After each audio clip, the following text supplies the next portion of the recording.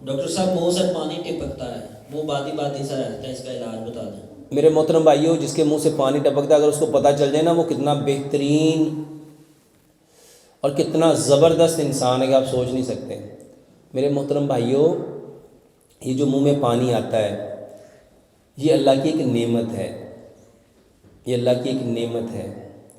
صرف اس پانی کے ساتھ سمیل نہیں آنی چاہیے، اس پانی کے ساتھ اگر سمیل آ رہی ہے تو پھر اس کا پیٹ خراب ہے۔ اگر سمیل نہیں آ رہی ہے اور منہ سے ویسے ہی پانی آتا ہے، جیسے مثال پہ رات کو لوگ سوئے ہوتے ہیں تو تکیے پہ آپ نے دیکھا وہ رال سے نکل آتی ہے، منہ سے رال سے نکل آتی ہے، تو میرے محترم بھائی اس کو اللہ کا شکریہ ادا کرنا چاہیے۔ یہ کوئی بیماری نہیں ہے۔ بہت ساری چیزیں ایسی ہیں جو بیماری نہیں ہے لیکن لوگوں نے اس کو بیماری بنا لی، جیسے احتلام ہے۔ احتلام کوئی بیماری نہیں ہے، ایسے منہ سے پانی کا آنا یہ کوئی بیماری نہیں ہے، لیکن ہم ایجوکیٹڈ اسٹوپڈ ہم اس کو بیماری سمجھتے ہیں۔ جی جی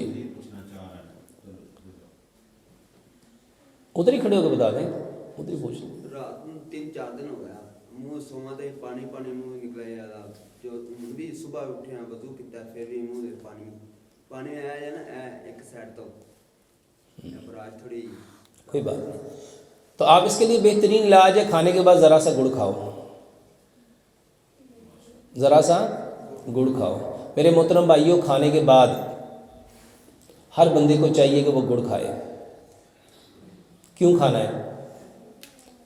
میرے محترم بھائیوں، کھانے کے بعد جو گڑ ہے نا، یہ جو گڑ ہے یہ اللہ سبحانہ و تعالیٰ کی نعمتوں میں سے ایک نعمت ہے جو کھانے کو ہضم کرنے کی بہترین دوائی ہے۔